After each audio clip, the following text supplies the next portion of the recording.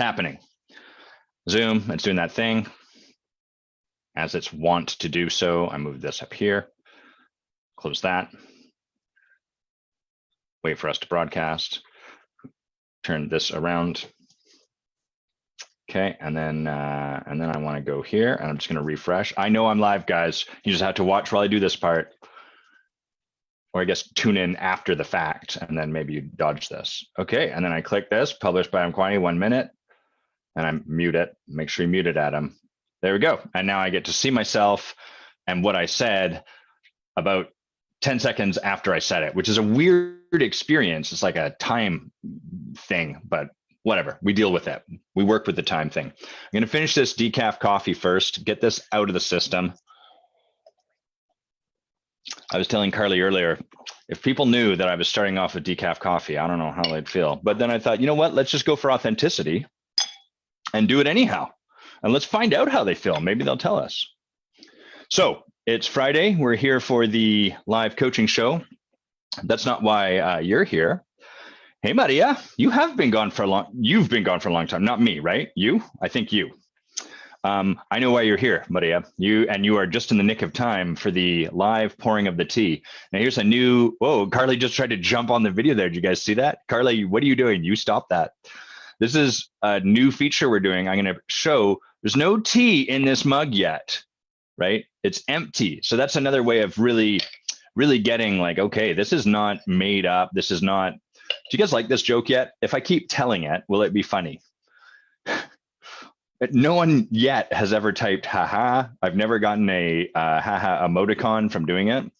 And what I'm modeling here is commitment to a joke and a bit. So that's what we're doing here. So I've got the tea, it's hot. I can see some steam rising off of it. If I put it up to the camera, maybe you can see a bit of steam there. Let's get into it. Ooh, that's lovely stuff. We're drinking some rooibos today, or some red bush tea, as it's called. And the reason I'm drinking rooibos is because it's been about a month and a half since I came back from my ayahuasca ceremony in Costa Rica, and I've just kind of felt like, maybe I'm just not going to drink caffeine. And then I just finished listening to Michael Pollan's audiobook about caffeine. I know this is how it goes, guys. You read a book, something happens, and then you make a big proclamation about not doing stuff. There's no big proclamation here. I'm just not drinking caffeine right now. It's been about 6 weeks.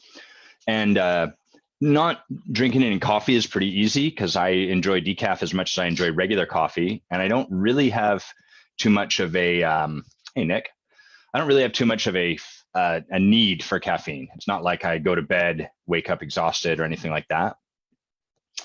What's interesting is that I'm finding that we don't have that many non-caffeinated teas in our house. And I kind of like the ones that we do have. I like the richness of black tea. And so very quickly, I'm burning through our non-caffeinated, our herbal tea stores. And pretty soon we're going to have to get some new tea. So that's one of the exciting things that's happening in my life currently. Let's have another sip of tea. That's lovely stuff. So if you've been reading any of the posts I've made, if you followed any of the stuff I'm up to right now, one of the things that you've probably noticed that I want to share about is fear. So we being Bay and I have had a good amount of fear in our space this past week, which the first thing people want to do when you tell them that, actually, I just want to make sure this beard is, can you guys see this? This side is getting longer than that side. Let's get that. There we go. Throws off my symmetry. Bad look. So the first thing that people want to do when you share fear is they want you to know that you're okay and you're going to be fine. And I know that. I got that. But knowing something like that, even being told something like that, doesn't always address fear, because fear is not a rational entity. It's an irrational one. So this is what a lot of us try to do. We get afraid, and then we ask ourselves a question like, why do I need to be afraid? Why does that even matter? This is the part where I straighten that. There we go. I don't need to be afraid. And we try to like use ration and logic and analysis to convince ourselves that we don't need to be afraid. which doesn't do anything because it doesn't actually resolve your fear. It just now gives you this place where you're in like further resistance to your fear. Your fear, the experience of being afraid, is there. That's what's real for you in this moment. The conversation in your head, the analysis, the story about it, that's nothing. That's something you're adding on top of it. And so there's reasons that we're afraid. Some of them are valid reasons, whatever that means. But like, if I want, I can go and find them. I can be like, oh, why am I really afraid? And I can kind of plug myself into that and be like, oh, okay, great. It makes sense that I'm afraid, which is also a stupid conversation in a way, because who cares if it makes sense? The truth of your feelings are always true. It doesn't mean we need to act on them, but it's always true. Whatever we're feeling in the moment is true for us in that moment. And so what I've been doing is a lot of sitting in it, sitting in the fear, meditating, doing yoga, breathing as deeply as I can, and really letting my nervous system know it's going to be okay. And letting the fear just sit. Because the secret to all of this, to fear, to anxiety, to all of what ails us, is if we can let it be, it will let us be. Now, what most of us can't do is we can't let our fear be. So we get afraid, and our fear speaks to us with a voice. Usually it yells, or it's whispering rapidly, ongoingly, moment after moment. And we're like, I'm afraid that there's a monster under my bed.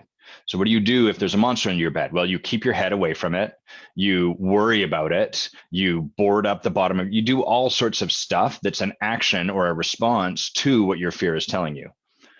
And what there really is to do is none of that, because all of that is a reaction from the fear. That's what makes our fear real.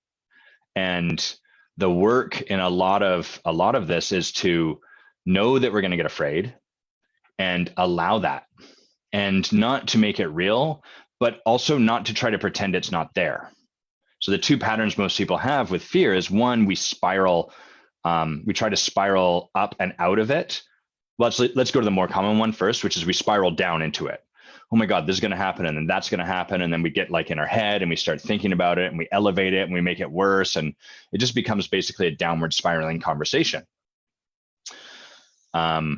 If you've ever done any sort of hallucinogenics or used any kind of plant medicine, sometimes this can be what creates a bad trip. Is we spiral down, our anxiety grabs a hold of whatever's showing up for us, we get afraid, and then we just build on that fear. So you find yourself very far down. It's like wallowing in your fear a little bit, or knitting at a sweater. So that's a common thing. That's what can lead to panic attacks. The other thing that we try to do is we try to spiral up and out of it. So this is what I've been talking about. We try to think affirmationally, like, oh, what's some positive thinking? How can I cheerlead myself? What can I think positive enough about this? How can I convince myself it's not that bad? And we kind of try to like distance ourselves from the fear so that we don't have to feel it, which is a lot like putting your fear on pause. So it stops you from having to feel it, but it also doesn't actually let you be in the experience of what you're experiencing. And so it just sits there like a seed in you, and it grows further and further and further. And so what there is to do with both of these things is drop them and just sit with your fear. Be afraid. Feel the feeling of being afraid. And while feeling that feeling, can you open? Can you open your heart? Can you open your soul? Can you open your thinking and your breath and your nervous system to allow space for that and to expand beyond it? Not to expand past it or away from it or in such a way that it gets eradicated, but like open as your fear and expand so that your being grows larger than the fear. That might sound easy or like pithy, or, well, of course, you're going to expand your being to grow beyond your fear, Adam. I don't know if that's how you sound, but sometimes that's how I sound. The truth is that's very challenging, because again, what fear does is it grips the back of our head and it shoves us forward. It gives us a very clear, instinctual, do this now kind of response. And then we end up reacting from it, which then reinforces the truth of the fear, and then so on and so forth. So that's kind of been what's there for us this week. At the same time, there's like a lot of amazing things that are happening. And it really makes sense that there's fear up for us. We are just fresh back from a really amazing, transformative vacation. I guess it wasn't really a vacation. We were working in New York and then in Costa Rica. The intensive is already about halfway sold out. So it's already slated to be like larger and bigger and better and more awesome than last year's. Hey, Heather. So there's a lot of amazing stuff that's happening. And this is kind of the nature of our humanity as we expand, and then we're naturally going to feel a contraction. The same is true when you go and do like a yoga class or practice an exercise that's new to you, or like go to the gym and really work out. After you've done that, you're growing the capacity and the range of your muscles, but there's a period of time where they contract. So we're just experiencing a little bit of contraction. And what's important for us to remember is it's a natural part of the process, and it's actually a sign that we're growing. Doesn't make it less scary, but it's just another thought to allow to exist alongside the fear. Okay. Is there anything else that I'd like to share? There might be. Let me have a sip of tea. That'll be the way I find out.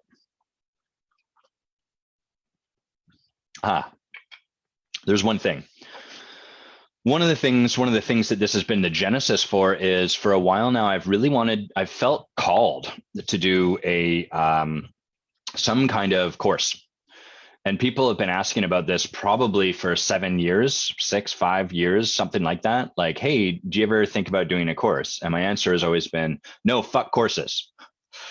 And which then has them not bring it up again. But then fortunately other people do.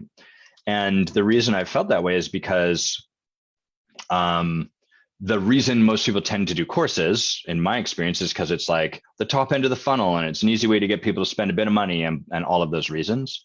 I'm not even saying that's true out there. I'm saying that that's been my story about why people do these things. So there's been some work for me to take on to get past that. And the other thing that's been in my way is this belief that like the real work happens in a conversation. So you can't do an online course. It's just not going to create transformation. It's so rare that you'll create transformation solely from watching some videos of someone, which is why most people drop out, because at the point when they might create the breakthrough, we do what we all do. We're in the middle of the breakdown. You know what? This sucks. I'm going to go do something else. I'm going to go distract myself, blah, blah, blah. And so one of the things that I've finally kind of come to is, hey, there's actually ways that this can happen where you do affect transformation, where you do create the opportunity for conversation whilst using the course kind of like a container for people to step through in which their stuff can come up. Been very inspired by my friend Kendra's No Man diet and what she's creating with that. If you don't know Kendra Kunov, Cunov, you should definitely follow her and check out her work because she is brilliant. So all I'm going to say right here at this juncture is know that that's something I'm in the conversation, I guess, with myself and my coach about. And there's kind of a few ideas I'm toying around with. One is a course on niching, because I think that that's an amazing opportunity that the vast majority of people and niching experts get totally wrong. They've got the pyramid flipped upside down and really give you the worst way to do your work as opposed to like the deepest and the best. So that's one conversation, one sort of topic I'm thinking about. Another one is more in line with leadership in your own life. And then a third kind of place that I'm looking is the ability to really see and work with the deepest aspect of who people are. So that would include stuff like first being able to see the truth of the person in front of you, their real greatness, as opposed to the stuff that they're doing on top of that. Two, being able to see how that greatness then would morph into the stuff that's kind of less great. Like, how do we get from there to here? Because if we can see how they got there, we can work ourselves back to actually seeing them in this place as their greatness, even when they're doing that wacky stuff.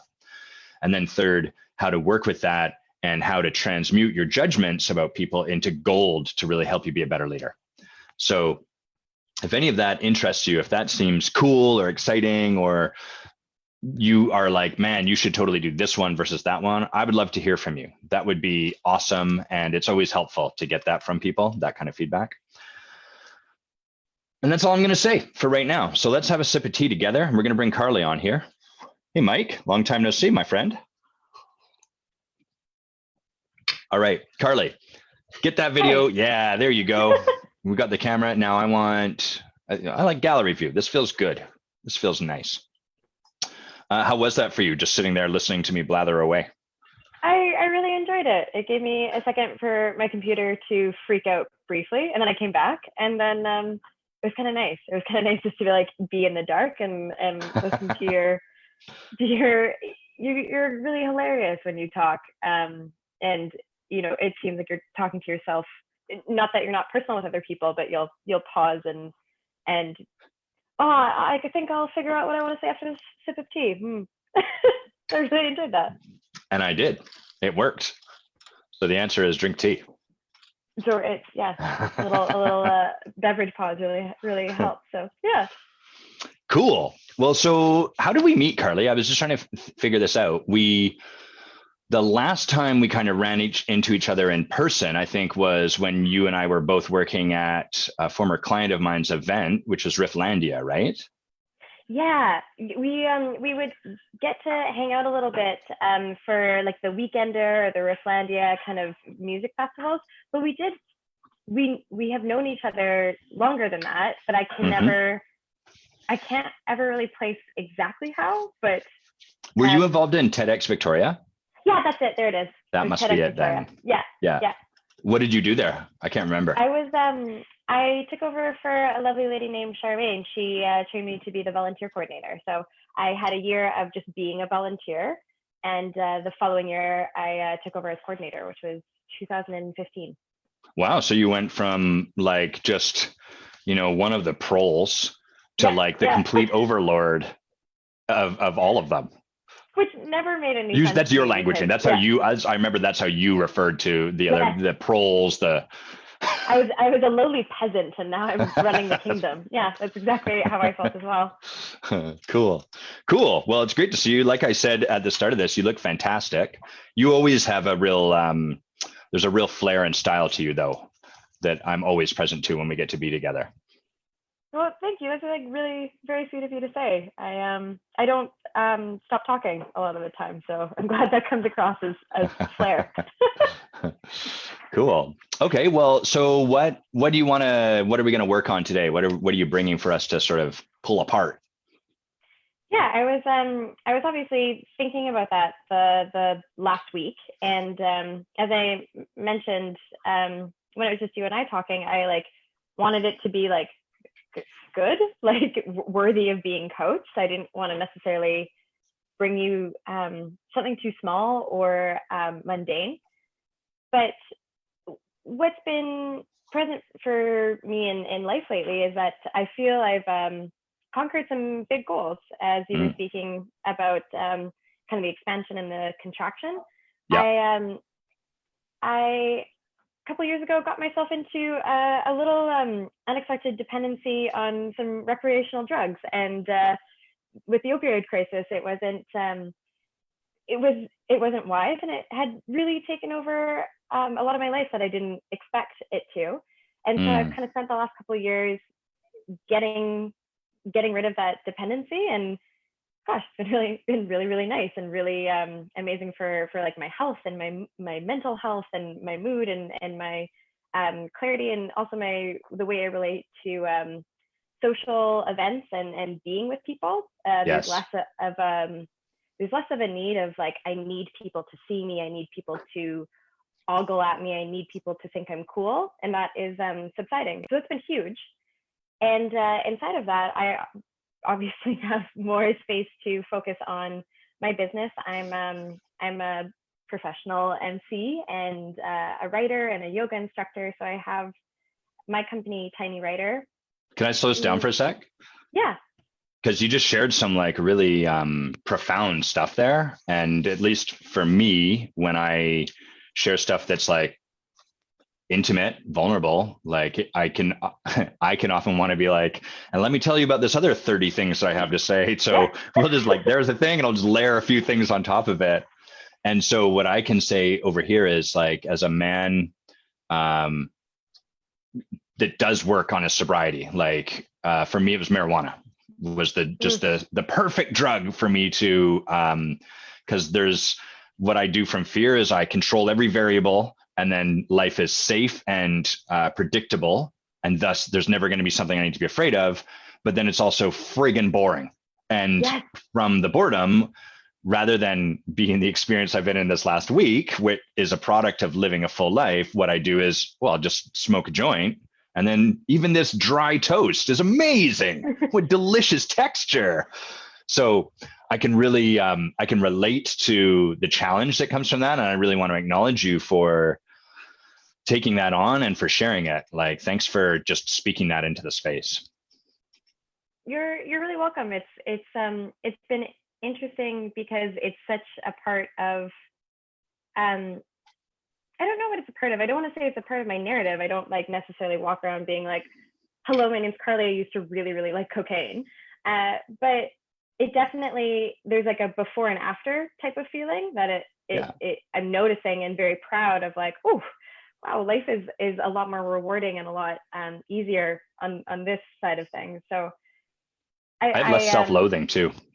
That's the one I noticed. Like, there's less mornings waking up like, you fucking idiot, or, whatever the conversation happens to be. Yeah. Or, like I got like strep throat, like some ungodly number of times in a year, like 11 times, and I'd never had strep throat before. So there's linkages. And I switched jobs a little while ago. I was working at a nonprofit, which I loved, and I kind of came as far as I was going to come in that particular role with that nonprofit, and I did a very quick 180 because I needed change, and I was doing so much better, and I was like, oh.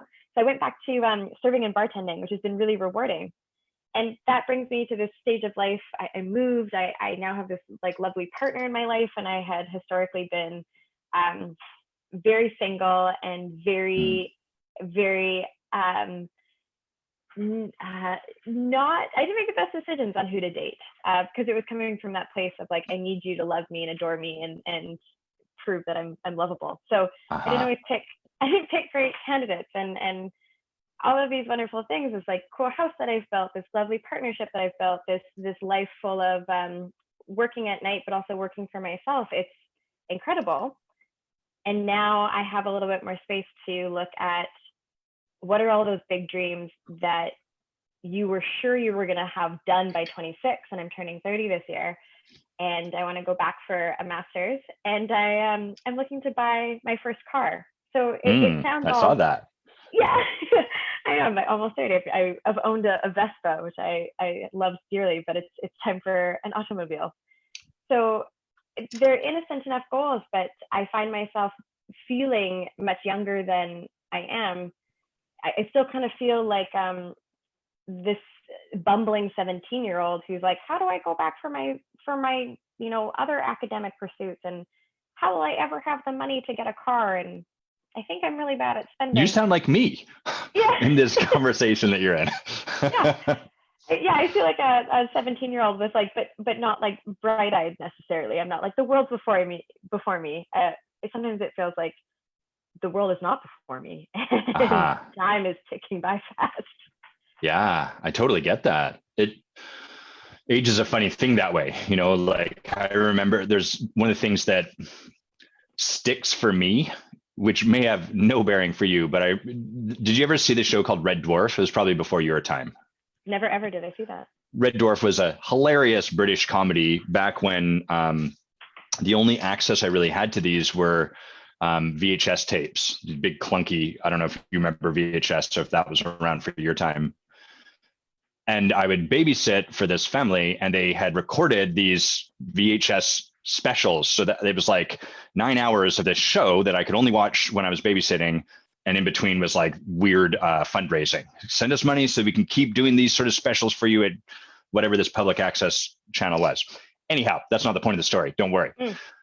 But what did you get from that story? Did that really give you? Anyhow, so donate money to me. I don't know. Should I be hosting a special? Is that what this is? So there was one of the main characters in it. I can remember watching a behind the scenes or one of the extras or whatever it was, and he was sharing how he started this show when he was 24, and then he said a bunch of other stuff. But for the longest time, that just sat in my brain. Like, okay, got to land that show by the time I'm 24.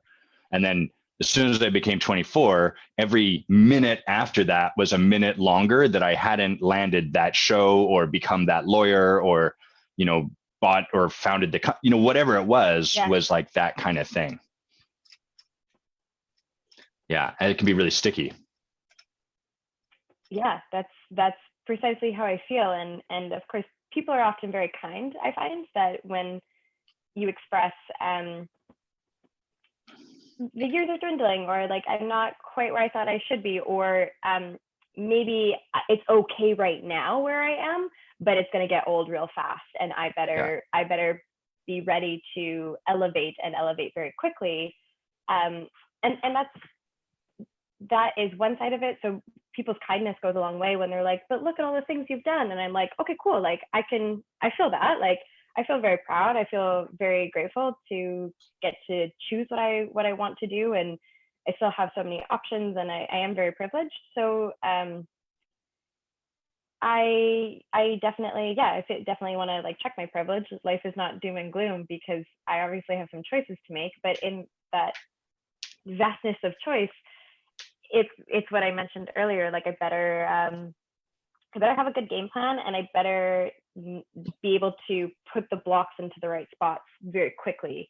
So I don't reach 34 and still haven't gone back for my master's, or still am living paycheck to paycheck, or still carrying a lot of debt. All of those things. What's the master's that you want to do? I want to go back for a master's in counseling, and I set myself up real good to do my master's. I did an undergrad at UVic in psychology and gender studies. So it's been like, that's been like the headlining goal for years. And the master's program at UVic is rather competitive. So I have really good relationships with my former teachers. I got really good grades. It's the hands-on experience that I've been trying to get a hold of over the last couple of years. And I'm heavily considering going to Camosun for a year-long program in mental health and addictions, as like a nice little segue, if you will, to get more of that experience and hands-on knowledge. So cool. So yeah. That's awesome.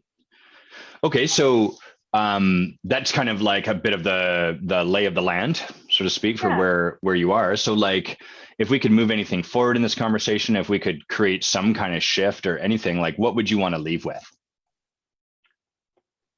I would like you just to tell me what to do in order to acquire enough money so I'm not worried about getting a car and going back to school easily. So if you can just make like a step-by-step sort of regimen, that would be awesome. But don't tell me to give up too much, because I do really like going out for sushi. So I don't want you to tell me not to do things.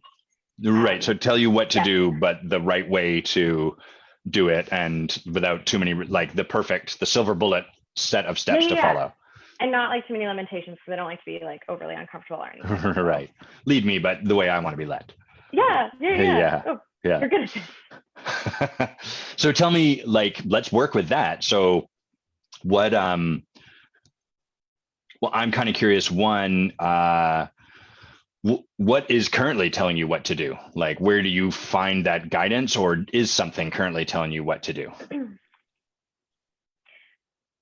It's interesting that you asked that, because I saw that you wrote recently about, or you've written about it a couple of times, about kind of your relationship with the world, or let's say like the spirit of the world, or something bigger than yourself. And you mentioned that there's a lot of trust. It's not a lazy sort of like, let's just wait and see what happens, but there is a partnership, a working with, a collaboration. And I usually feel that, and it's not to say that I don't. I think you asking me that, and my hesitancy to be like, oh, usually it's like my inner creative being kind of telling me what to do, or it's been just a dream of mine for so long to go back for that master's and be a contribution to the world at large, specifically with counseling and helping people with or supporting, I should say, supporting folks from different walks of life who deserve to be happy and feel safe as well. So that's always there, but it sure gets quiet sometimes. It sure gets quiet amongst some of the other things you were talking about, the desire to just feel comfortable so you don't have to deal with a lot of fear. Uh-huh. If that answers your questions in a roundabout way. Sure. Well, so what I heard, do you remember the question I asked? Where are you getting the pull forward, or where are you getting kind of the insight to make choices? Yeah, really, like what's telling you what to do. So what I was like, what would you like to leave here with? And you kind of joked like, well, tell me what to do, the right way to do it so that I can do it, blah, blah, blah. But like, there's also some truth to that, like, but really, what is there for me to do? And so I was asking like, what is currently telling you what there is to do? Like, where are you getting that information? Where are you moving from? And it sounds like often spirit or universe or God or whatever you want to call that thing higher than just yourself is often a place where you draw inspiration and direction and stuff. So what in this moment has you kind of looking, not that there's anything wrong with it, but like in service of being an inquiry, what has you looking to me to tell you what to do? Like, what do you think that's about? What has me looking to you, telling it to you? I guess there is a sense that maybe I'm not capable. Like I have a lot of strengths, and I do see myself as being intelligent, but these are pretty simple worries I'm bringing to you. Like, oh, I just kind of want to have enough money to go back to school and get a car. Like, I'm not like, I got to figure out how to pull off this multi-million fundraiser in Saudi Arabia. Like, I'm not bringing you something that is really unheard of. So I guess there's like well, if I was a little bit more capable, I probably would have just figured it out on my own by now.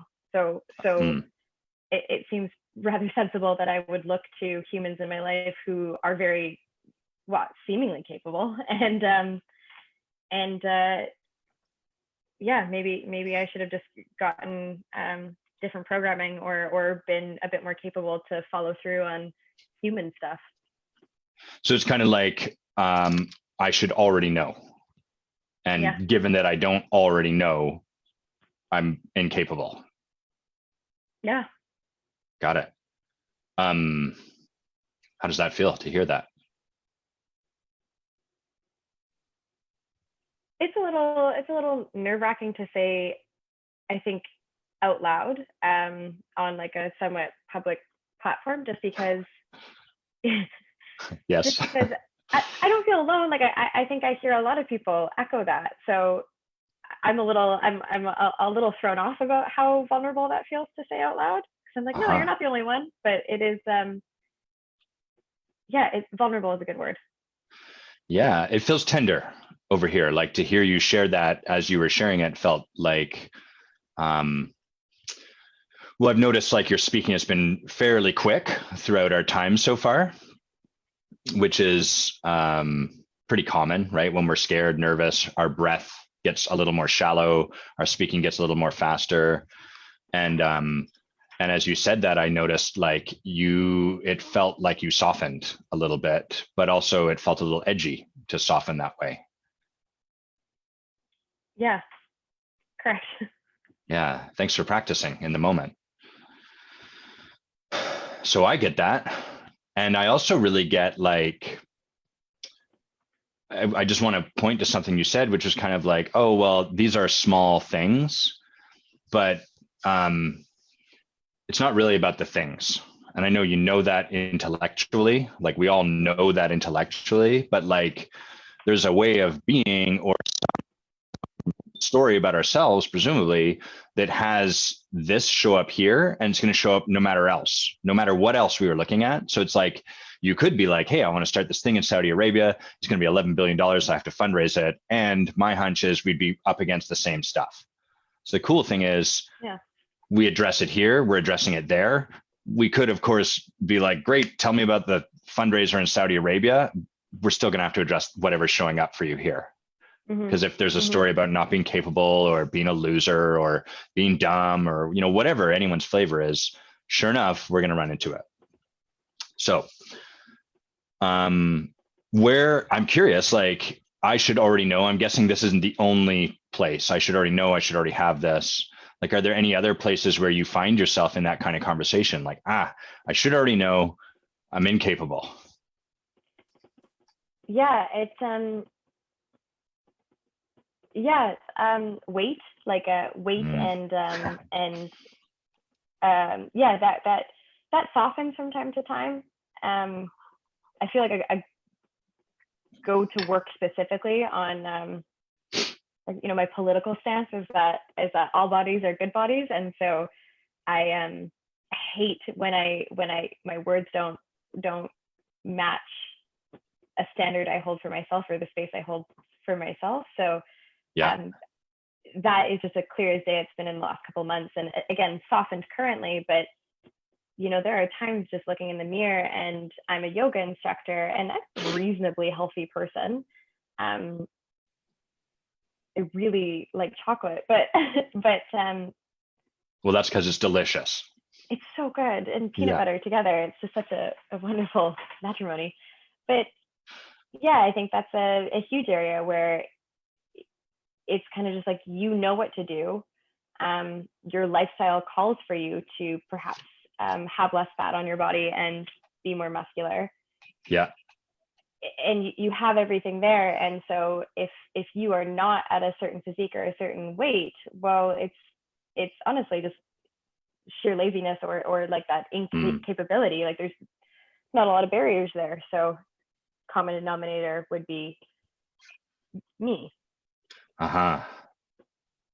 Yeah. So like it's a real, like, it sounds like an indictment of yourself, kind of like that. The simpler it is, it's like, so it's almost like worse that it's simple. Lose weight. I should know how to do that already. That should already be possible. Have car. I should already be able to do that. I'm however old you are, soon to turn 30. You're 29 currently? I'm currently 29. Yeah. Cool. I got to tell you, the 30s, amazing decade. They're not going to be as good as the 40s, but 30s are pretty great. So you have that to look forward to. Okay. So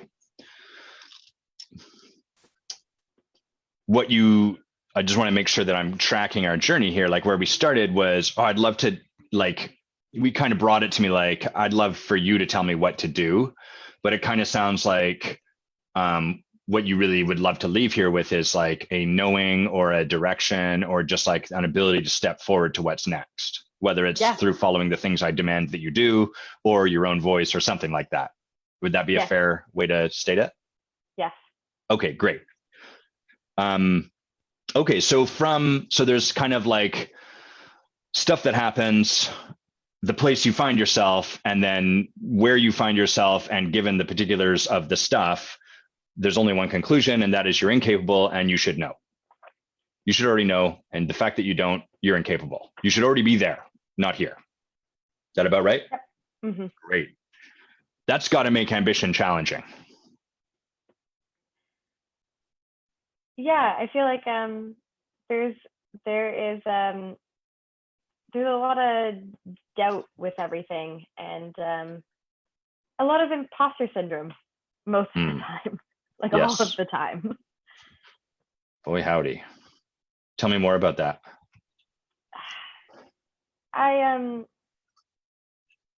I feel like I honestly sometimes feel like anything that happens and I'm successful at is either a result of people's good graces or it's a result of the run-of-the-mill strong suits that I have.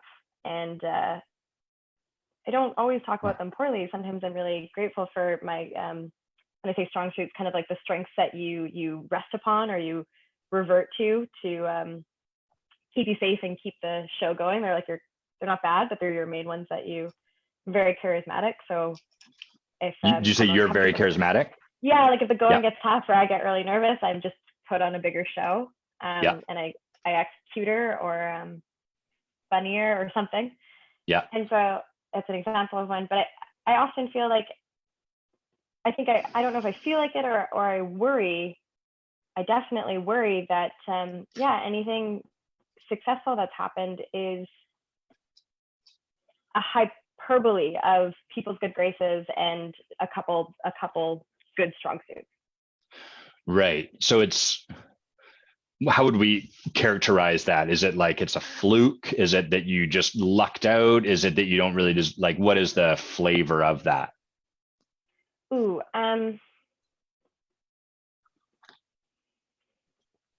it's a good thing I can make people like me, because if they didn't, I don't think they would want to. I don't think I would, not that they wouldn't want to contribute, but like I wouldn't be getting business because of my talent or because of my integrity or because of my capability. Got it. And I just want to read you a comment that just came in from Sarah Ann, who says, thank you, Sarah, for your comment. Gosh, she used the word gosh, which I love already. I already love you, Sarah. I totally understand where you are, Carly. I don't know anything and I am so incapable. The simple things too, like not eating sugar, which makes me quite sick, not spending money that I don't have. Surely everybody else has their simple things in life in line. It's just me. Familiar? Yeah. Great. So I just want you to get like you're providing value in this, as I know that was a bit in the space for you, like just in your willingness to be in the conversation and share this, you're providing value. So thank you for that. And Sarah, thank you for providing value and sharing that yourself. So, okay, so it sounds kind of like things that you don't have handled, evidence that you're incapable, things that you have achieved, gotten, made happen, kind of still evidence that you're incapable, because it's like, well, either I lucked out or other people were nice to me, but it's not from my own capacity, my own capability that created that. Is that fair? Yeah. And I don't know why I feel so compelled, but I feel compelled to say, like, it's not all the time. Like, it's not all the time I have that thought, but it's there. When don't you? There's been a couple big achievements lately that I think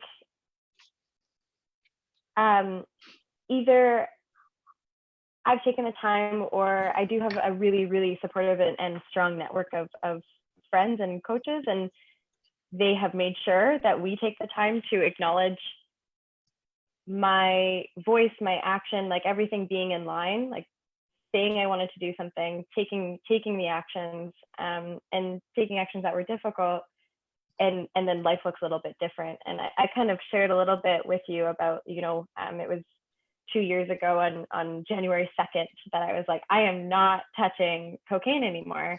And there's 2 slip ups, and then it was done. And that's been huge. And even this new partnership that I'm in, we're going on about a year, and there are times that I feel very, very young in comparison to this person, and I feel very immature, and I don't have my shit together.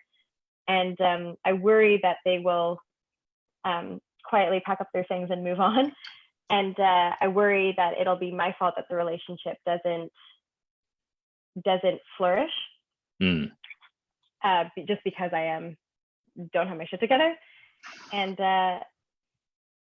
having said that, there are times when it just feels so damn good that I had to have done something right, because I've consistently been in a healthy relationship for a year, and that was something I could never say before. So like that there have been a lot of times that I'm like, no, like I did that, like we did that as like a little team of people, but that happened, and I really made that happen. Like that has to be true. So that's been a big one. Got it. So it's interesting. There's kind of like a bit of both there. It sounds like there's this sort of ever ongoing present fear, maybe not always there, but like present throughout, that like they'll quietly pack up their things and leave because and then whatever the sentence is, incapable or wasn't up to the challenge or whatever. And then there's another part of you that's sort of like, and I know that like that this is here, I must have done something. Yes. Yeah. Okay. Got it. So I got it. It's not always on, which is great because otherwise we probably wouldn't even be talking. You'd be like, I can't even be in a conversation with Adam, let alone one that's live, let alone any of this nonsense. I'm incapable of all that. I'm just not going to do it. Yep. Okay, good. And yet Yep. here we are. Yeah. And would it be like that part of what's in the way of you creating whatever's next for you is this story? Or do you feel like it's like, it came into the space, but it's not really there? No, I do feel that story is a big one. And I reckon that it's not like there's ever a day that the story's just gone, or like I conquered it completely. Like I just don't think that's totally how we're built as humans. But certainly there's a lot of time and mental resources that I spent with other achievements in the past, probably trying to slay the same dragon, and the dragon being like that deep sense of incapability. And I would imagine that it comes up in like a slightly new flavor with each new challenge or each new opportunity to expand. So this feels, for whatever reason, very old, and can I say, like, it also does feel new at the same time, to be like, oh, where am I going? How do I get there? Yeah. I've been here before, but this one feels like a little bit more foggy than all the other ones. Got it. Yeah. So what I'm hearing in that is this has been with you for a long while, and it sounds like it grows with you in a way, mm-hmm. which is kind of like what our fear does. I'm with you. Like my experience, there's people that will sell you never ever being afraid ever again, which biologically would probably not be a good thing, but never mind that for now. My belief is that it's not that our fear goes away, it's that our relationship to our fear is what shifts. And of course, it's going to grow as you do. You're going to develop, you're going to become more sophisticated, and so too will its story and what it does. And because our ego has access to all of our mental faculties. It's every bit as smart as we are. So of course it's going to like show up and do stuff with you. So, okay. Well, why don't we look at this a little bit more? I'm not sure if that's the path to go down, but it seems like, at least to some extent, part of what's had you succeed in life is like trusting intuition, spirit, whatever you want to call it. Mm-hmm. And that's a little bit stymied by this, it sounds like. Mm-hmm. Yeah. Okay, great. So we've got some evidence of places where this incapable kind of story shows up. What have you learned to do with it? Like, what are given that I might be incapable here, or, that story is shouting in your ear, what do you then do?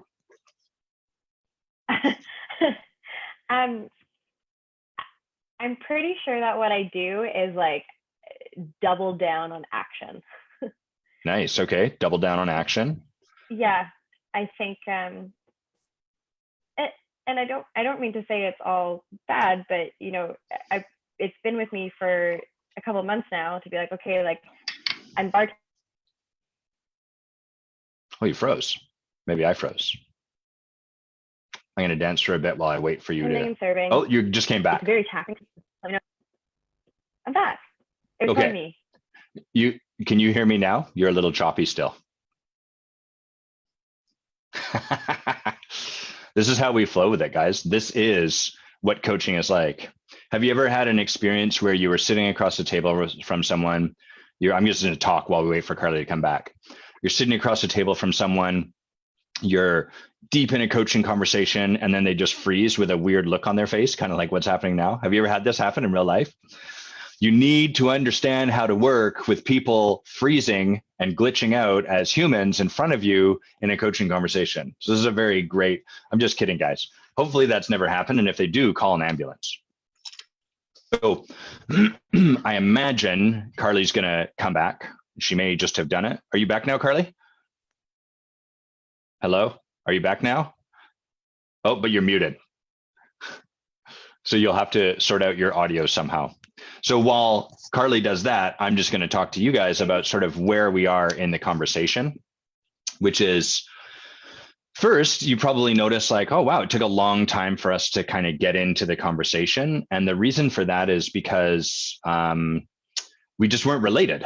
And that's so much of what needs to happen in a coaching conversation is we have to get related with that person. Meaning we have to be on the same level. We have to be in the same energy together. We have to kind of like be in a relationship with each other. So we spent a lot of time, a good chunk of time at the start, just like having a conversation. A lot of coaches will do one of two things. One of the things they'll do is they'll spend no time getting related because it's scary. It feels awkward. We feel a little uncomfortable. We're like, eh. And so what we try to do is like dive into coach mode, because then we don't have to, we can just tell ourselves that conversation like, oh, if I just do coach mode enough, then I can sort of, oh, you just froze again, Carly. She comes on and then she freezes instantly. It's hilarious. Okay. So we're going to go with this, guys. I'm going to talk a little bit about this, and then if we have to take this offline, then that's what we do, and we work with it. So one, we try to just dive into the coaching because that is safer than being in the awkwardness with someone, being in the discomfort of relationship with each other. And it doesn't work, because if you're thinking, oh, things are going to get less awkward once we start coaching, that's like thinking, there's some real stuff in my relationship, but I think having a baby is really going to bring us closer together. No, it won't.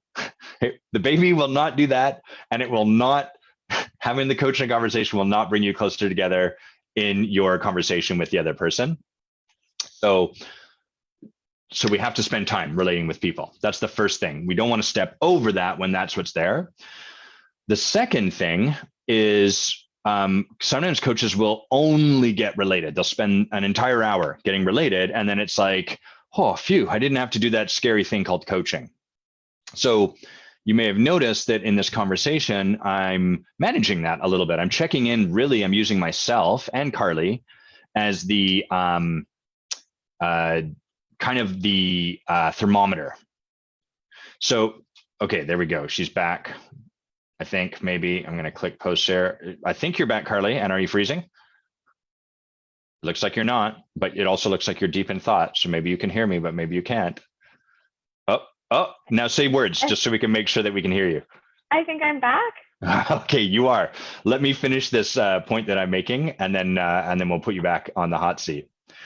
So the other thing coaches will do is just relate with someone and step completely over ever getting into the coaching conversation. So I'm checking in with myself, checking in with Carly, like how do we each feel, and do I feel ready to dive into an actual coaching conversation? I've had feedback in groups sometimes where people are like, man, I really wanted you to hurry up and get into it, and we just weren't ready. And we really have to honor that as coaches, because we're always going to have a desire to like speed up and dive in and just make shit happen and move people forward fast enough. And there is no such thing as fast enough. All there is to do is to be with someone exactly where we are in the journey and to take the steps together. Okay. Carly, welcome back. Thanks. Zoom was like, this is edgy. Let's just freeze Carly so she doesn't have to be in this conversation anymore. A little reprieve. Apparently, Zoom's got my back right now. So we were talking about what strategies do you employ when I'm incapable shows up? I should already know this. I'm incapable. And you said one, you double down on action. Yeah, and you know what? Oh, you muted. Your sound just dropped out. Why? That's weird. Better? We'll give this a go. Nope, still not. I'm hoping you guys can hear me. Yeah, Zoom says, I'll let you. Oh, you just came back. Yeah. That's very mysterious. So mysterious. Still good? Still muted? Yeah. Yep, you're good. You're good now. So doubling down on action. What happens? What else? During the break, I had time to think that the doubling down comes after procrastinating and just hiding. Got it. So delay and procrastinate and hide? Yes. Great. And you occur like a woman who I couldn't hide you if I covered you up in burlap. Like you would still be noticed. You're very like radiant. There's a real presence to who you are. So what does hiding look like for you? I think my close friends would say that they don't really hear from me. So I gravitate to areas where I can perform and then scamper. So bartending works really nicely because I'm social and out there and distracted from my own life and there to put on a good show for you and your dinner guests, and then I can go back to a little. Got it. Usually it's a bed. Usually it's my bed. Yeah. Yeah. So perform and scamper. I love that. And then do you perform like, is performing, like, I know you mentioned imposter syndrome, Mm-hmm. and like, what does performance look like when there's imposter syndrome, when this inadequacy, when all that stuff is showing up? Does performing look like really sharing your truth? Does it look like authenticity, or is it sort of like, here's what I can do that looks good? Like, what is the flavor of what we would see when you're performing? Oh, that's a good question. Thanks. That's the only type I'm going to ask from here forward. I got all the crappy ones out. What is the flavor of performing? I'm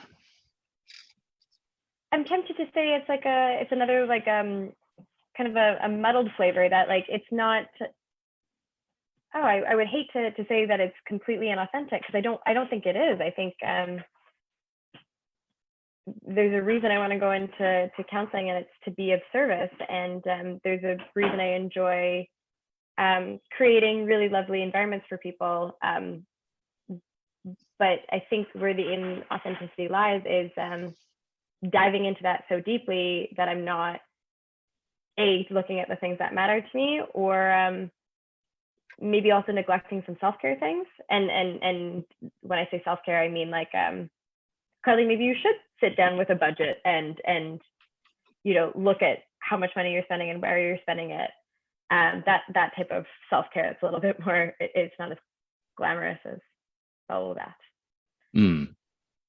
I got a little lost there. So help me, and that's not because you did anything wrong, but like help me get on the same page as you. So what I was kind of thinking was like, oh, when Carly's feeling scared and trying to hide, Mm-hmm. like sometimes people hide by like disappearing. Other people like me and possibly you can hide by like being out in the spotlight. Like there's a way we can sort of perform in the spotlight that never really like, look how great it all looks, but then you don't see the mess back here. So that's where I thought we were going, but then you brought something else into the conversation. So tell me about what you brought into the conversation. I think I got a bit self-conscious to say that I worried that the way I would show up for people, I worried that to say I'm hiding when I'm working a lot and conversating with someone while I'm pouring them a glass of wine, I got nervous to say that was inauthentic, and that felt gross to say out loud.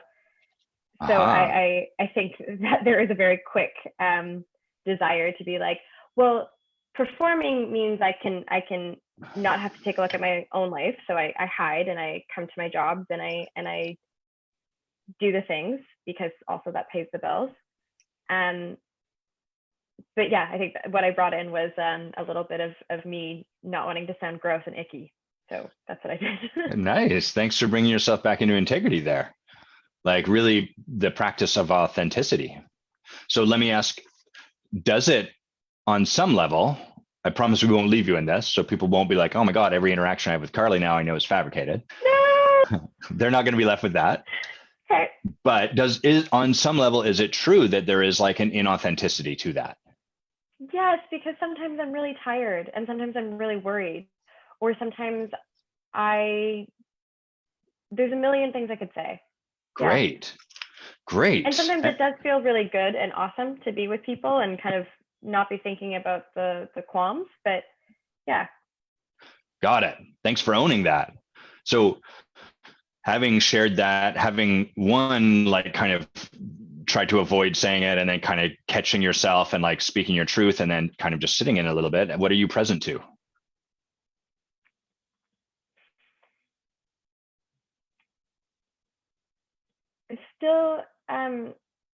It's still a little bit of even curiosity and confusion with myself for like, well, Carly, what do you do? What does the procrastination and the hiding look like? Okay, so your head sort of is like, okay, there's more questions I want to explore, sounds like. Okay. But what about even just like, well, not but, like, so that's one of the things that happens is like, great, let's go to the next thing. But I really want to, I want to presence you to the fact that you're practicing the thing that's scary in the moment right here. So this is for everyone watching too. Like, it's like, oh, what I need to do is something out there during that time. And what Carly's actually modeling here is really practicing. Like, we just got to see the reason that this is happening. We got to be with it, right? Because there was like a moment of sort of truth that you felt was wrong to share, right? You should already be happy to talk to people or whatever it is, and then layered sort of something over top of it that looked good. Whatever you said, I was like, that sounds good. I must be dumb for not getting it. I'm going to ask anyhow. I'm going to look stupid. I'm okay with that for now, not later.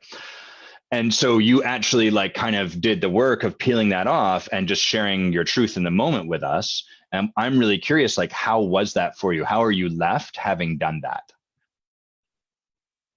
Oh, it's uncomfortable. I'm wanting to give you a more descriptive word than that. Yeah, I still feel like a couple steps behind where I want to be like, I want to save face. Yes, totally. So that it sounds like that's another part of, so the beautiful thing is that as this is happening right now, we can kind of look at it and see how the whole dynamic plays out. Because if it's happening here, it's happening out there too. So it's kind of like, even when authenticity shows up, there's a need to like manage it a little bit, save face. Got it. And how does it leave you feeling doing that? When you save face, when you tidy it up or make it look neat and good and whatever, what's the experience or the impact on you?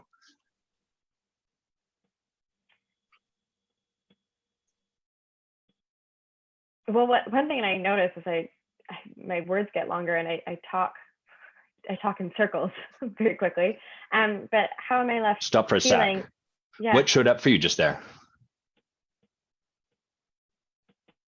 Oh, I don't know. Okay. Might have been nothing. There just felt like there was a shift in your being momentarily. Yeah, I might be trying to get the right answer right now a little bit, or I'm trying to be in the moment to feel, and then of course the brain is noisy, so I'm like, think of a good answer and fast. Keep the show on the road. Yeah. Yeah, keep the show on the road. So your question was, how am I left feeling in those moments once I have saved face, like once I have cleaned it up? Desperate. I feel very desperate, and I feel very disconnected to myself. I feel, yeah, that's what's happening right now. Is you're asking me to reflect on an internal state, and I'm like, I don't know what my internal state is, Adam. I just know that I should have saved face a bit more gracefully. Right. You messed all this up, Adam. I had it all handled, and you came in and muddled it with your stupid finger. But I mean, that happens so often, right? Like I was emceeing a show last night, and I say dumb things all the time, or like I say like things I need to go repair or clean up because they were incorrect or inconsiderate, and like that is so hard to recover from, I find, because it's so derailing. Because all you can think about is like maybe the damage that you've done for other people and for their interpretation of you. So it's been a good exercise to be like, you can't lay there too long or else you will miss what's happening in front of you. But yeah, I feel very disconnected from myself. Does that make sense? Yeah. Well, and how do you see that relating to the experience of being an imposter?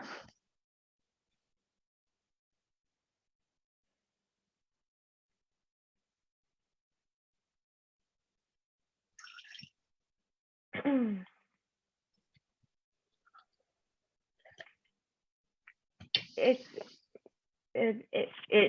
is a continuation of like a desperation that I want to have things handled so badly, but then I don't, or I'm incapable. So there's just always this like the show must go on type feeling, like a recommitment to that performance character.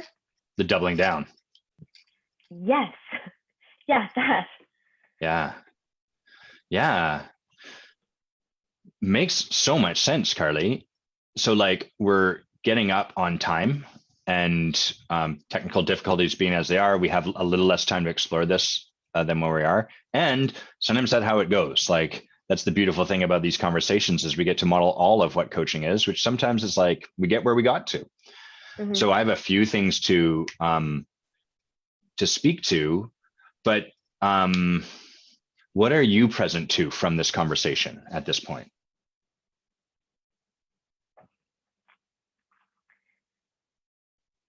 I'm present to something that I have suspected about myself, and the way you asked everything is kind of ties it together a little bit more. I'm really curious about like, well, what do I do with that? Like it's worked for so long. Yes. To procrastinate, perform, to double down. Yeah, I think that's kind of. I'm also very struck with how little it took to kind of activate it in the moment, and how discombobulating it is. As I said, like that real disconnection from myself, or that feels very remarkable. Mm. What is the thing? Like you said, oh, I'm sort of I can't remember exactly your words, but like there's something you're present to that you've kind of seen for a while. Mm-hmm. Maybe not. Like, what is that thing? A bit of that, the pattern that you were able to very, very quickly either talk about or ask the right questions. But the pattern, but also the moment where I was like, oh, Adam, I'm not always inauthentic, and you did this. It's a really good gesture, but that phenomenon of perhaps being authentic and then the recoil and wanting to save face. Got it. Cool. Well, here's what great work. Like, and I want to be clear, it's not a lot of hard work over here. The work for me is to not do hard work, by which I mean, similar to you, like a lot of what you're describing, I can relate to a lot of this, as can like a lot of the people. I'm going to read your comments, guys, and thank you so much for everything that you've shared, Paige and Brett especially. They can relate to a lot of this too, it sounds like. And so for me, it's like when I'm not doing whatever is right, whatever that means, but my fear knows what it means. It means whatever I'm currently doing is wrong, and so I should do things differently. I'm like, got to work harder, got to ask the right question, got to do more with Carly. That's the thing not to do. The thing for me to do is to be like, the reason I feel that way is because I'm confused, and I've learned to make being confused wrong. So I'm instead just going to bring that forward and be confused with Carly. And that's really the only question that kind of got us here, was a willingness on my part to be like, I don't get it. And maybe it's because I'm dumb, because there's a part of me that feels like I should get it. It's my job. I'm a coach. I should get it, but I don't. So let's bring that forward. And that's where you did the work, because you just called yourself out. So I want you to get, this is not kind of like the story is, oh, well, I got that thing because that person and their good graces. I want you to get that the thing you got was because of you on this conversation, not because of me. And it was you doing the work of like releasing that shiny looking good answer and like putting the truth into the space. Do you get that before I say anything more? Yeah. Awesome. Thank you. So what I notice in this is kind of, there's this story like, I'm incapable, I'm imposter, I'm not enough, or whatever, like at the core. And then, but I should be. So it's wrong that feeling is there, and you should already be somewhere. And so what you do from that is you double down, or at first you like hide, procrastinate. And then when it's like last minute, you double down, perform and scamper. And there's a lot of like one of the examples you gave was like neglecting self-care whilst being the sort of person that might advocate for self-care, like a Mm-hmm. yoga or a burlesque dancer, teacher, whatever. Mm-hmm. So it all sounds kind of like the flavor is put forward that it's good while feeling that it's bad. And it sounds like what that creates for you is like a disconnection, which would make sense because like the truth that's being revealed to the world is getting further away from the way you feel, what's actually there. And then that leaves a kind of experience of desperation, which then I imagine is like double down, work even harder. Mm-hmm. Is this all like, are we on the right page here? Mm-hmm. Got it. So what happens after trying to double down and that desperation? Like, what's the end game for that? Where does that eventually land you? But this is the part that I think is so interesting because it's been successful. Yeah. Um, as I mentioned, I have been unsure how to get back to my master's because it involves me having experience that I don't have, and the experience is hard to get. And then there's this thing about money and time. And part of me starting to be like, oh, this is getting worrisome. I think I might miss my dream. Like I think I might not make it happen. And I was like, there's a course at Camosun, so I'm going to go do that course. And I'm going to save money. And then I took a look at the money and I was like, oh, well, I also have to save for a new computer. And now I think I really need a car because it'll open up more jobs. And now I really have to save money. So I have to work hard. And there has been actions taken. So it feels a bit strange because things happen, but the byproduct, it almost has to it also almost has to feel really dire before I'll take any steps. And that doesn't feel good. Yeah. And so I'm with you. Like, whatever our strategy is, and you're not alone in this, we all have, this is the way humans are kind of developed. We create some kind of fear that's a myth about ourselves. And then we develop all these strategies to ensure that that fear never becomes true. And then ironically, what those strategies do is they simultaneously reinforce that that fear is true. Yes. And they create results that are a function of proving that fear untrue. So we end up with like, you could be someone who's like, I might end up poor, and then you'll do everything in your power to generate wealth, have income, and you could have like a beautiful house and an amazing car and like 58, I don't know, silver plates. I don't know what wealth people have, obviously. It's got to be 58 silver plates. And all of what that does is reinforce the underlying fear. So it works. It gets us the results, but at the cost that we're using this fear at the core of it as the fuel to drive us forward. Yeah, that's what it feels like. Yeah. So I'll give you some practices to take on with this and the kind of upshot of this, but I'm curious, like, what's the part of this pattern that we're not seeing? Like, I can imagine you could only double down and come from desperation for so long before something happens where you're like, fuck it, or I'm going to go do this thing over here to give myself a reprieve from this something. To be honest, I feel like there's a lot of really there's a lot of dreams that don't happen. Well, you do me a favor. I'm not going to let you step over this. Yeah. This is beautiful where you are. So will you just pause and let yourself feel what you're feeling and just breathe into it? Nice big yogic breathing, if you like, 2 parts, or at least hit that stomach. Huh. And when and only when you're ready, what are you feeling?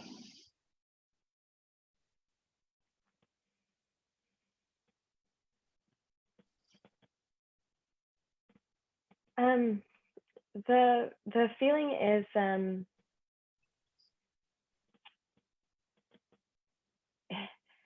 it's sadness.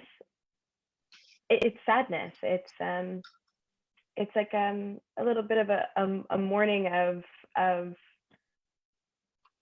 all the really optimistic and bright ideas that I have and are there for a little bit and then they pass because I don't have the space or don't have the confidence to take them further. I get that.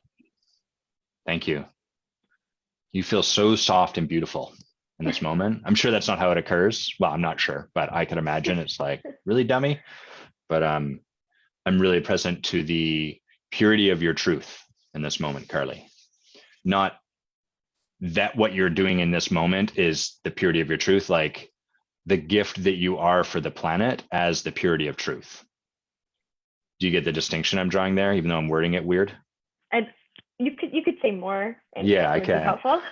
Yeah. So there's a way that you occur when you're in touch with whatever you're in touch with right now, not making it look good, not using well put together words. And I love the words you do use, but like when you just share that, what's raw and honest and true, there's a real purity and a real power to it. It's really moving to be with you in this space. You get that? Yeah. Yeah. Thank you. Yeah, I saw it. I could feel it in your eyes. So, would you like some, I'll give you kind of like, here's how it occurs over here. Not what's right, but like together, we've kind of been exploring this, and then here's what I can see. So your job is not to just be like, well, that's what Adam sees, so it's right.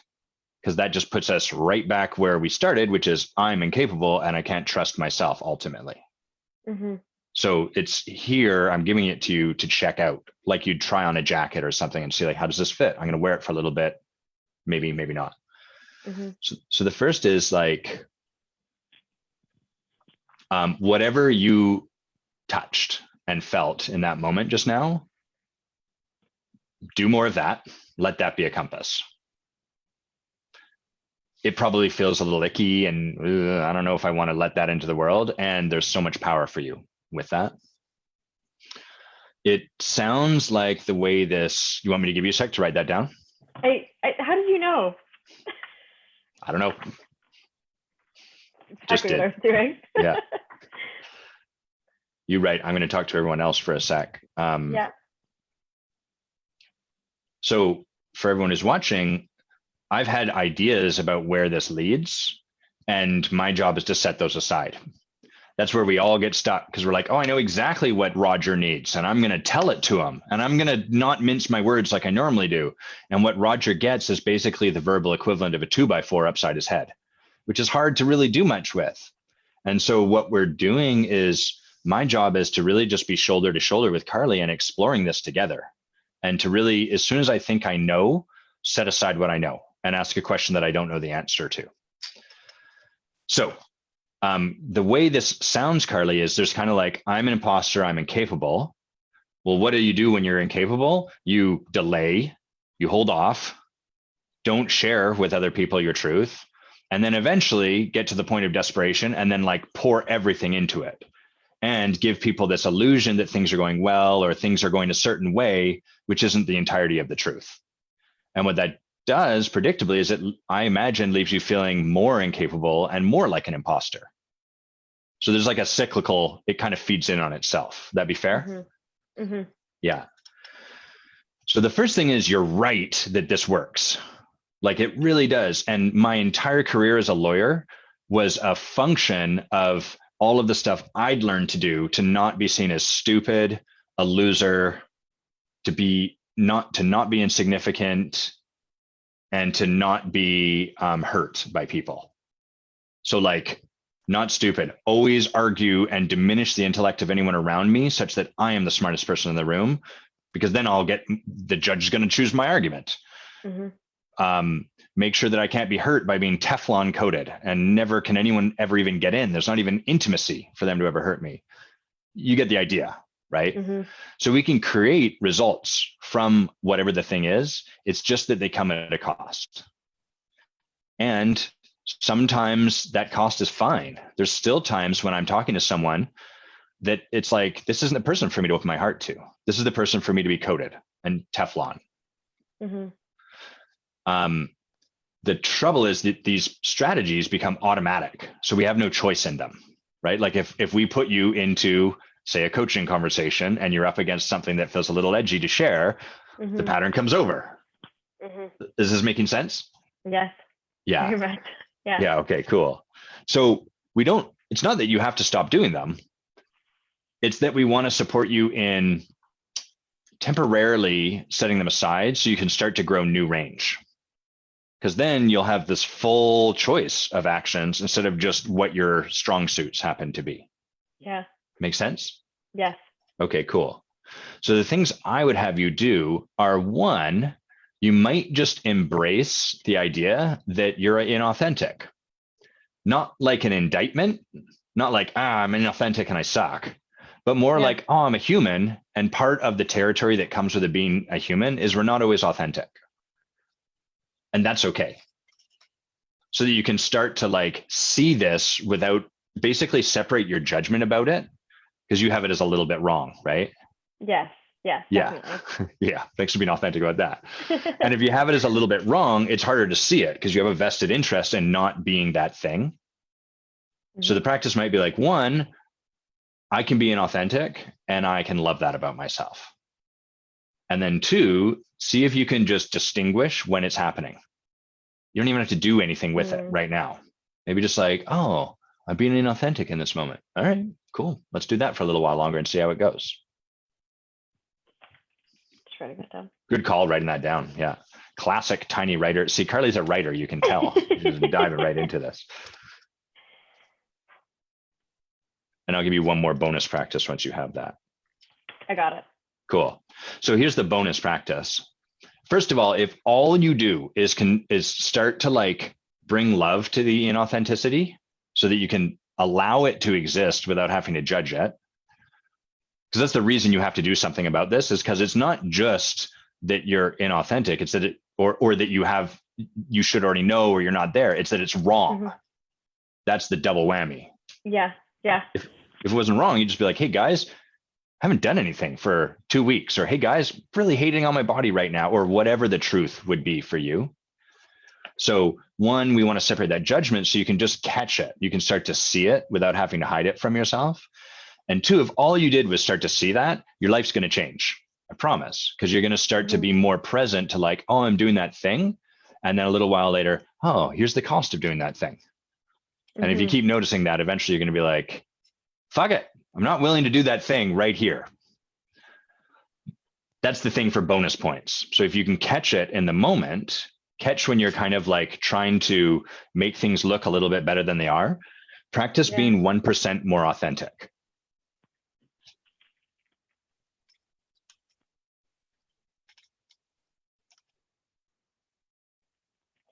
I'm interested to know, Adam, if you find that when people are playing around with being more authentic, that I imagine it would lead to a place where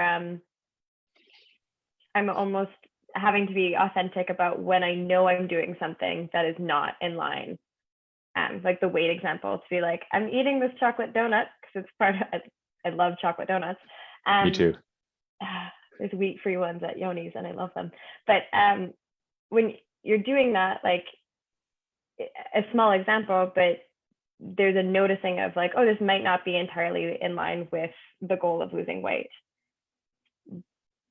But is there something to like rectify about that, or like do with it? Like I guess I logically would be like, oh, I would notice that is out of line or not authentic. I would notice I'm making it wrong, and I imagine I still would want to be policing it. Does that make sense? Well, yeah, I totally get it. It sounds kind of like you've got that. To me, doesn't sound so much like authenticity. That sounds like a bit of a different conversation, like maybe right or wrong, or even integrity. But that's a little. Try not to use that word because it's a little slippery with what we're talking about here. Yeah. So what's authentic is I'm committed to losing weight and I'm eating a chocolate donut, and that may not be in my best interest if my commitment is to lose weight. Mm-hmm. That's authentic. There's nothing inauthentic about the act of eating a donut, unless I'm eating a donut and I'm telling you, I don't eat donuts, Carly. I hate them. That's inauthentic. So do you get that distinction? Yes, I do. Yeah. So it's like the cool thing is you don't have to change anything you're doing. All there really is to do is to own what you're doing. And Mm-hmm. what that's going to do is it's going to create a lot more power in your life because you don't have to hide. And my love, you are the last person in the world that should be hiding. It's ridiculous. It would be like me being in a room. You can probably see it over here. Like you and I share this quality. It'd be like me in a room trying to be small and not noticed. And people would be like, why the hell is that guy wearing a leopard print blazer over there with ridiculous hair and stuff and trying not to be noticed while dancing as a robot? It just doesn't make sense. Yeah. Right? Yeah. So the more you can allow all of who you are to be in the world, first, it's going to be more aligned with who you are as a human being. Part of Mm-hmm. your gift on this planet is radiance, which is the gift of being seen.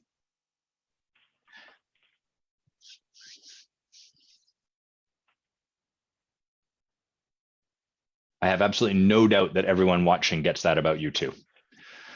The second part that will come from that, of you being willing to own that, like the cost of radiance and presence, I often use presence for men, radiance for women, is we get a lot of feedback in the sense that we get a lot of people noticing us. And so Mm-hmm. we are like, I got to manage that. Because if we do something that looks stupid, we get a lot of people with the look on their face that is, that looks stupid. And so what we learn to do is project an aura of perfection, and it's all handled, so that then we can survive almost. We can be with all the feedback we're getting. Mm-hmm. And what that does is it casts into the world that the way you should be is perfect, which then increases our own anxiety and everyone else. And so the other part of your gift here, I think, Carly, is to let people see your humanity. And then they're going to be like, holy crap, if she's struggling with that, maybe it's okay for me to struggle with it too. Now that's added bonus. You don't have to like worry or think about that. That's just like, I want you to get that that's part of the gift that will happen from you being willing to just be in your own authenticity.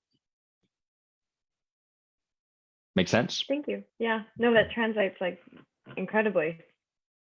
Yeah, nice. Great. I want to finish by acknowledging you and reading through some of the comments in our debrief, but anything for you to share before we complete here?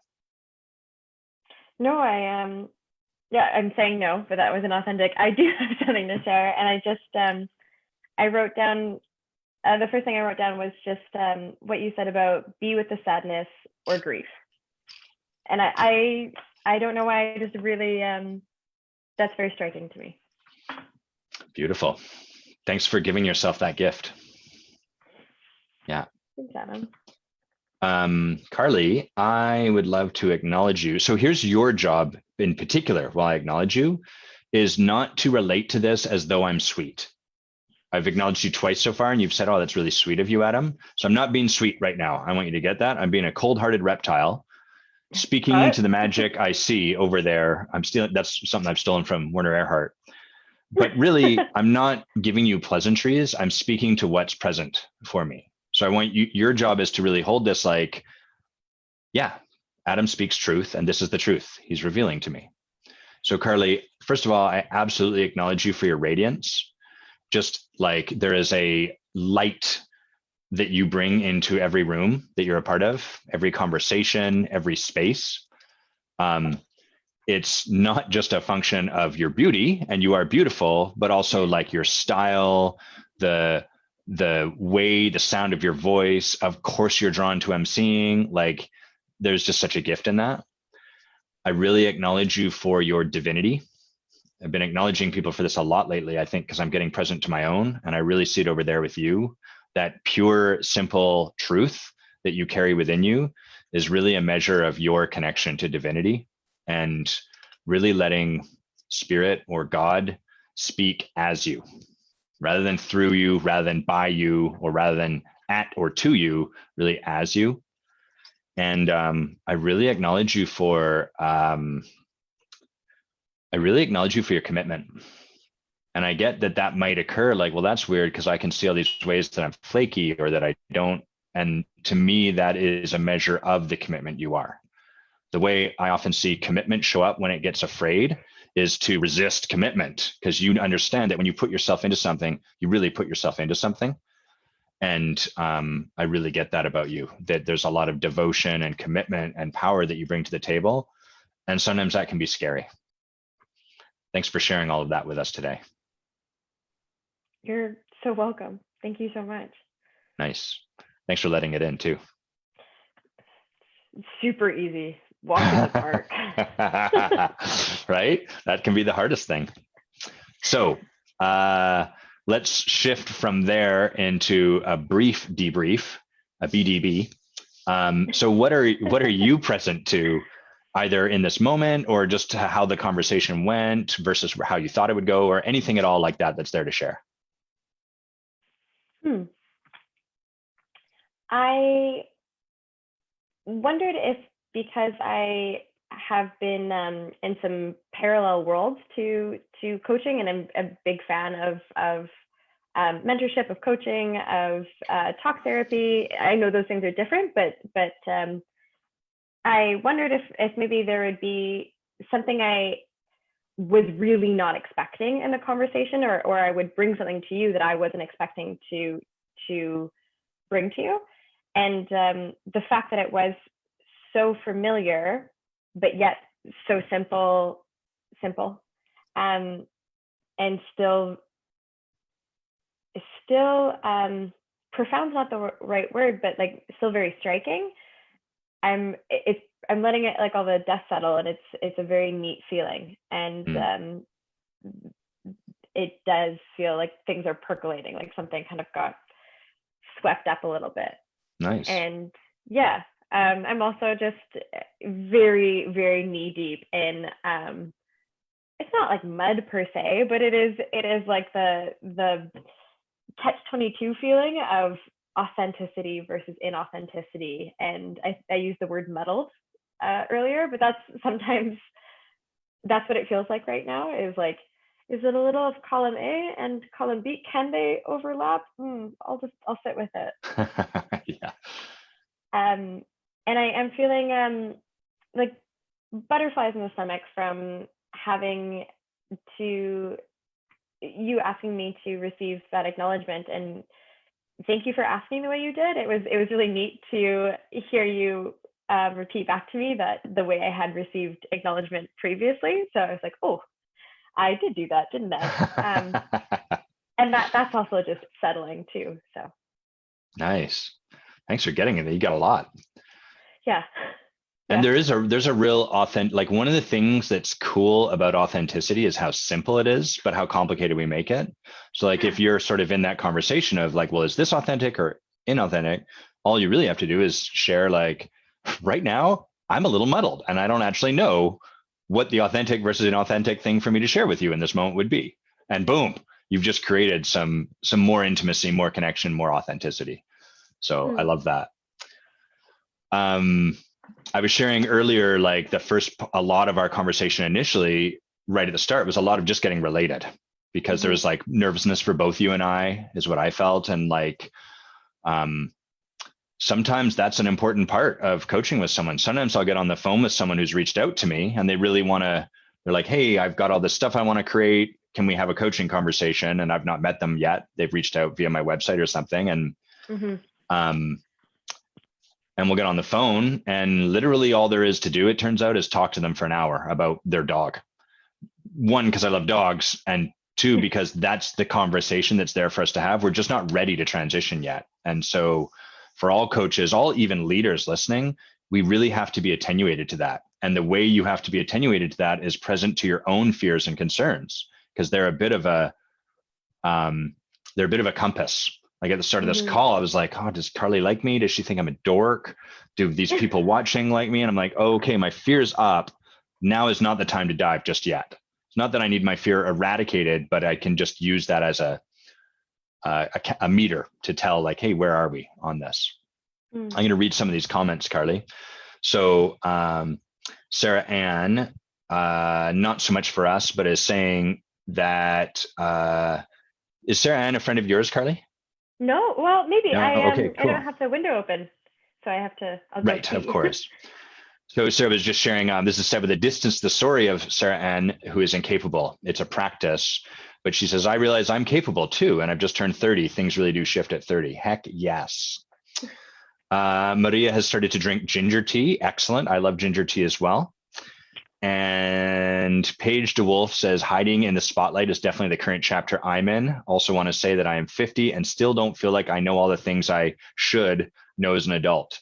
So that can either be a great relief to you, Carly, or a nightmare. No, relief. And I love Yeah. Paige so much. Yeah. So it's so wonderful to hear. Yeah.